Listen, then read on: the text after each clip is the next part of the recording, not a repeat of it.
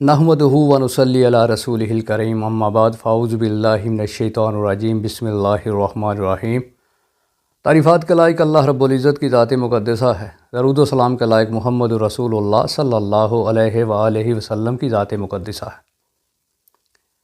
اسلام نے قتل کو ایک بہت بڑا گناہ بتایا ہے، اور اسلام کی سب سے بڑی خوبی یہ ہے کہ اسلام جب کوئی کسی سے گناہ سرزد ہوتا ہے تو وہ گناہ کی کیفیت دیکھتا ہے، گناہ کرنے والے کو نہیں دیکھتا کہ اس کا عہدہ کیا ہے، اس کا مرتبہ کیا ہے، اس کی بلندی کیا ہے۔ تو قتل جو ہے یہ کبیرہ گناہوں میں سے ایک بڑا گناہ ہے۔ فرمایا پیغمبر علیہ الصلوۃ والسلام کی مقدس ذات نے خطبہ حجۃ الوداع میں، کیا لوگوں میرے بعد ایک دوسرے کی گردن کو مار کر ایک دوسرے کو قتل کر کے کافر نہ ہو جانا۔ اب بات کو لے کر آگے چلتے ہیں، جو سلسلہ شروع کیا ہے صفین کے حوالہ سے، جس کو ایک جنگ بنا دیا گیا۔ تو یہ بات بھی ذہن میں رکھیے، اللہ رب العزت کا فرمان کہ قتل کبیرہ گناہوں میں سے ایک گناہ ہے، اور مسلمان سے لڑنا جو ہے یہ بہت بڑا جرم ہے، بہت بڑا گناہ ہے۔ کرلس عثمان کو بھی ساتھ میں ذہن میں رکھیے گا، اور بات کو لے کر آگے چلتے ہیں۔ تو بات جہاں پہ ختم ہوئی تھی وہاں سے شروع کرتے ہیں۔ تو طبری کے اندر جلد نمبر 3 صفحہ نمبر 568 پہ اس کا راوی ابو محنف ہے، اور تقریباً یہی مضمون البدایہ والنہایہ میں جلد نمبر 7 صفحہ نمبر 256 پہ یہی بات لکھی ہوئی ہے، جو سندن ضعیف ہے، اور ابو محنف جو ہے یہ راوی جھوٹا ہے، کذاب ہے، اس پر متروک ہونے کا سوال بھی اٹھتا ہے۔ تو لکھتے ہیں کہ معاویہ رضی اللہ تعالیٰ عنہ کے ساتھ کافی دیر جنگ ہونے کے بعد عراقیوں نے پانی والی جگہ جو ہے، گھاٹ جو ہے، اس کو خالی کر دیا، اور دونوں طرف کے لوگ جو ہیں انہوں نے پانی بھرنا شروع کر دیا۔ اس کے بعد یہی طبری جز نمبر 3 صفحہ نمبر 568 اور صفحہ نمبر 569 یہ لکھتا ہے کہ اس کے بعد حضرت علی رضی اللہ تعالیٰ عنہ کی مقدس ذات نے صاحب بن سوحان کو قاصد بنا کر امیر معاویہ رضی اللہ تعالیٰ عنہ کے پاس بھیجا،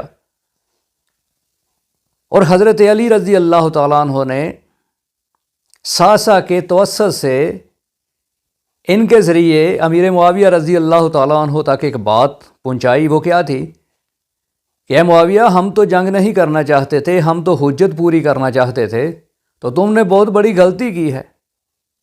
دوسری غلطی تم نے یہ کی ہے کہ ہمارا پانی تم نے بند کیا ہے۔ پانی تو ہم لے کر رہیں گے، اور جو غالب آئے گا وہی پانی لے گا، اسی کا پانی ہوگا۔ اس کے اندر بھی ابو محنف ہے، اور البدایہ والنہایہ جلد نمبر 7 صفحہ نمبر 256 پر تقریباً اسی طرح کا مضمون جو ہے وہ لکھا گیا ہے، اور اس کا راوی بھی ابو محنف ہے جو کذاب ہے۔ تو اس کے بعد آگے وہ لکھتا ہے کہ ساسا رضی اللہ تعالیٰ عنہ حضرت معاویہ رضی اللہ تعالیٰ عنہ کے پاس گئے، اور ان کے ساتھ سخت کلامی ہوئی، اور انہوں نے ساسا کو قتل کرنے کی دھمکی دی، اور امیر معاویہ نے کہا کہ ساسا کو کچھ نہ کہو، یہ قاصد ہے۔ اب دیکھیں، ایک تو ساسا کو قتل کرنے کی دھمکی دی امیر معاویہ رضی اللہ تعالیٰ عنہ نے، دوسرا امیر معاویہ رضی اللہ تعالیٰ عنہ فرما رہے ہیں کہ ساسا کو کچھ نہ کہو، یہ قاصد ہے۔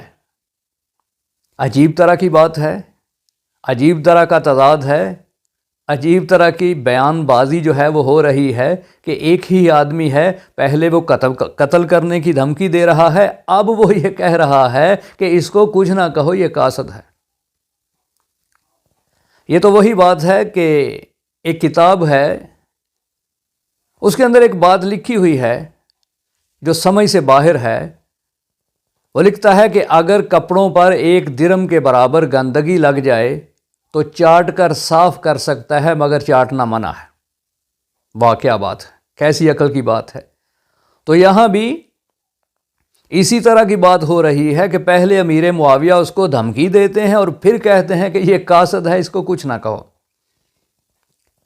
تو ساسا نے اس کے بعد امیر معاویہ رضی اللہ تعالیٰ عنہ سے پوچھا آپ کا کیا جواب ہے، آپ اس بارے میں کیا جواب دیتے ہیں؟ تو امیر معاویہ رضی اللہ تعالیٰ عنہ نے کہا کہ میرے سوال کا جواب تمہیں عنقریب مل جائے گا۔ تو کچھ دیر کے بعد حضرت امیر معاویہ رضی اللہ تعالیٰ عنہ کے بہت زیادہ گھوڑ سوار، وہ جو گھاٹ تھی جہاں پہ پانی تھا، پانی کے لیے جہاں پہ لڑائی ہوئی تھی، پہلے کہتا ہے لڑائی ہوئی، پھر کہتا ہے دونوں طرف کے لوگ جو ہیں وہ پانی بھرتے رہے، اب پھر دوبارہ سے وہیں پہ بات آ رہی۔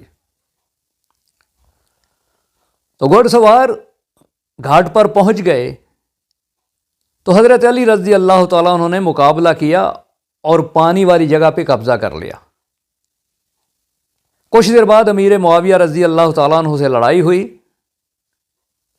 تو حضرت علی رضی اللہ تعالیٰ عنہ نے فرمایا کہ لوگوں کو پانی لینے سے مت روکو۔ تو پہلے سے لوگ پانی لے رہے ہیں، پہلے یہ بتا رہے ہو کہ دونوں طرف کے لوگ پانی لے رہے ہیں، اب کہتے ہو کہ انہوں نے منع کر دیا کہ پانی کسی کو لینے سے مت روکو۔ تو کہتا ہے کہ حضرت علی رضی اللہ تعالیٰ عنہ کے سوار جو ہیں وہ پانی لے کر لوٹ آئے، پھر 2 دن تک کیا ہوا، دونوں لشکر خاموش پڑے رہے۔ یہ افسانہ چل رہا ہے اور جھوٹ ہے، جھوٹ کا پلندہ ہے، اس کا راوی بھی ابو محنف ہے، یہ بھی تاریخ طبری ہے، جز نمبر 3 ہے، صفحہ نمبر 559 ہے، اور ایسا ہی جلد نمبر 7 صفحہ نمبر 256 پر تقریباً البدایہ والنہایہ میں بھی لکھا ہوا ہے، جو کہ جھوٹ ہے، جھوٹ کا پلندہ ہے، ابو محنف ہے، وہ جھوٹا ہے۔ اب اس کے بعد کیا لکھتا ہے کہ 2 دن تک دونوں فوجیں آپس میں خاموشی سے لیٹی رہیں، یہ جنگ ہو رہی ہے۔ اس کے بعد لکھتا ہے کہ سکون اور خاموشی کو دیکھ کر جو سبائی تھے، جو سارے کے سارے حضرت علی رضی اللہ تعالیٰ عنہ کے گروہ میں شریک تھے، وہ بڑی گرم جوشی سے مصروف رہے کن کاموں میں کہ ان 2 گروہوں کے اندر آپس میں اتفاق نہ ہو، ان کے اندر محبت جو ہے وہ نہ بڑھے، ان کے اندر عداوت اور نفرت پھیلتی رہے۔ آپ دیکھیں، اندازہ کریں کہ ہمارے اسلاف پر کس طرح بہتان بازی کی جا رہی ہے۔ دنیا کے سب سے بڑے مدبر انسان، دنیا کے سب سے بڑے بہترین انسان، پیغمبر علیہ الصلاۃ والسلام کے بعد سب سے اچھے انسان، اور جتنی بھی قومیں ہیں ان میں سب سے بڑھ کر سب سے اچھے، سب سے پاکیزہ، سب سے مرتبے والے انسان ہیں۔ تدبر میں ان کا کوئی ثانی نہیں، علم میں ان کا کوئی ثانی نہیں، اور آپ دیکھیں کہ جب کوئی لڑتا ہے تو اس سے کہا جائے کہ کیوں لڑے تو وہ کہتا ہے کہ فلاں کے کہنے سے میں لڑا، میری تو مرضی نہیں تھی۔ تو ہم کہتے ہیں کہ تم بچے ہو، تمہارا دماغ کام نہیں کرتا، تمہاری عقل کام نہیں کرتی، تمہیں نہیں پتا تھا کہ تم لڑ رہے ہو، کیا کر رہے ہو۔ تو یہاں وہ بتانا چاہ رہا ہے ہمارے اسلاف کے بارے میں، ہمارے اسلاف کی وہ توہین کر رہا ہے، ہمارے اسلاف کے بارے میں وہ یہ بتا رہا ہے کہ یہ چند سبائی تھے جو حضرت علی رضی اللہ تعالیٰ عنہ جیسی مقدس ذات کو انہوں نے باتوں میں لگا لیا۔ امیر معاویہ رضی اللہ تعالیٰ عنہ جیسے مدبر انسان ان کی باتوں میں آ گئے، اور ان کو اتنے نہیں پتہ چلا کہ ہم کیا کرنے جا رہے ہیں، یہ کتنی بڑی توہین ہے، یہ کتنا بڑا الزام ہے، یہ کتنا بڑا بہتان ہے، یہ کتنی بڑی بدتمیزی ہے ہمارے اسلاف کے خلاف، اور ہم مانتے جا رہے ہیں۔ اور اس کے بعد کیا لکھتا ہے کہ دونوں فوجیں جو ہیں اصل میں یہ لڑنا نہیں چاہتی تھی۔ اب ایک لطیفہ بھی آپ کے سامنے رکھ دوں، کیونکہ اعتبار تو کیا نہیں جا سکتا، اعتماد تو کیا نہیں جا سکتا، یہ جھوٹے ہیں، کذاب ہیں۔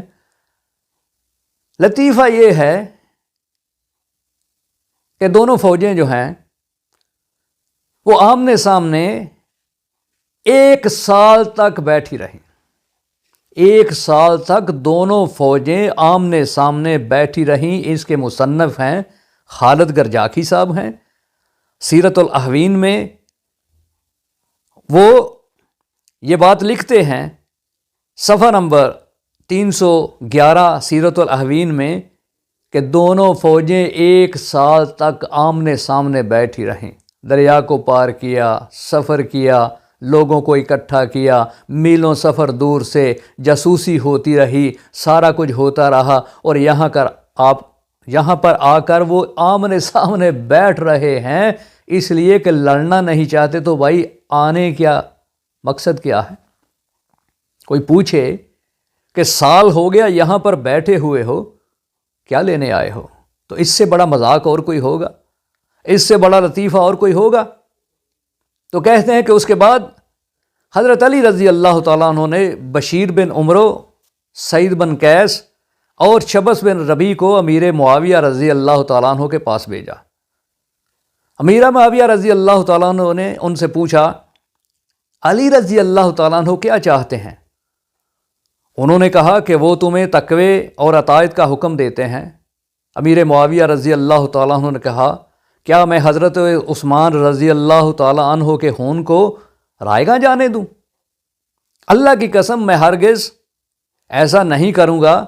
تو کہتے ہیں کہ بڑی ان کے اندر زبردست طلح کلامی ہوئی، اور بالاخر سفارت، یہ جو آپس کا معاہدہ تھا، یہ جو ملنے کی، یہ صلح کی جو کوشش تھی، یہ ناکام ہو گئی۔ طبری جوز نمبر 3 صفحہ نمبر 569 اور صفحہ نمبر 570، اس کا راوی بھی ابو محنف ہے جو کذاب ہے، جھوٹا ہے۔ تقریباً یہی بات ابن کثیر نے بھی لکھی ہے، البدایہ والنہایہ جلد نمبر 7 صفحہ نمبر 256 پہ بھی یہی بات لکھی گئی ہے۔ تو اس کے بعد کیا لکھتا ہے کہ دونوں فوجیں آمنے سامنے بیٹھی رہیں۔ اس کے بعد لکھتا ہے کہ حضرت علی رضی اللہ تعالیٰ عنہ نے اور امیر معاویہ رضی اللہ تعالیٰ عنہ کی طرف سے روزانہ فوجی دستے نکلتے اور معمولی سی جھڑپ کے بعد واپس آ جاتے۔ ماشاءاللہ، یہ کرکٹ کو آپ جانتے ہیں، وہاں یہ ہوتا ہے، میچ ہو رہا ہے، 2020 کا میچ ہے، ون ڈے کا میچ ہے، ٹیسٹ میچ ہے، تو یہ ابھی لڑائی جو ہے اسی صورت میں لڑائی ہو رہی ہے کہ نکلتے اور معمولی سی جھڑپوں کے بعد واپس آ جاتے، ہر روز نکلتے۔ دونوں پوری فوج کے ساتھ جنگ کو ناپسند کرتے تھے، دونوں یہ سمجھتے تھے کہ بہت بڑے نقصان کا اندیشہ ہے۔ اگر دونوں یہ چاہتے ہیں، جنگ نہیں کرنا چاہتے، دونوں کو یہ فکر ہے کہ بہت بڑا نقصان ہو جائے گا، تو بھائی لڑتے کیوں ہو؟ تو کس طرح بیوقوف بنا رہا ہے راوی، کن کو؟ ہمیں، ہمارے ذہنوں کو گندا کر رہا ہے، ہمارے ذہنوں میں بغض ڈال رہا ہے، ہمارے ذہنوں میں نفرت ڈال رہا ہے، اور ہمارے اکابرین کو اتنا ہی نعوذ باللہ یہ سمجھ رہا ہے کہ جیسے وہ بالکل ان کے ہاتھوں میں کھلونا بنے ہوئے تھے، ان کو پتہ ہی نہیں چلنے دیا۔ اب کرلس عثمان دیکھتے ہیں، اس کے اندر جو بھی گھستا ہے، کوئی غدار گھستا ہے تو کتنی آسانی کے ساتھ وہ اس کو ڈھونڈ لیتے ہیں۔ اور یہ اتنے مدبر لوگ جو لوگوں کو ان کی چال سے پہچان لیتے تھے، جو آنے والے کل کی خبریں ان کو ہو جاتی تھیں، دیوار کے پار یہ جانک لیتے تھے، پوری دنیا پر حکومت کرنے والے، ان کو اتنا بھی پتہ نہیں چلا کہ لوگ ہمارے اندر ہیں اور ہم کو لڑا رہے ہیں۔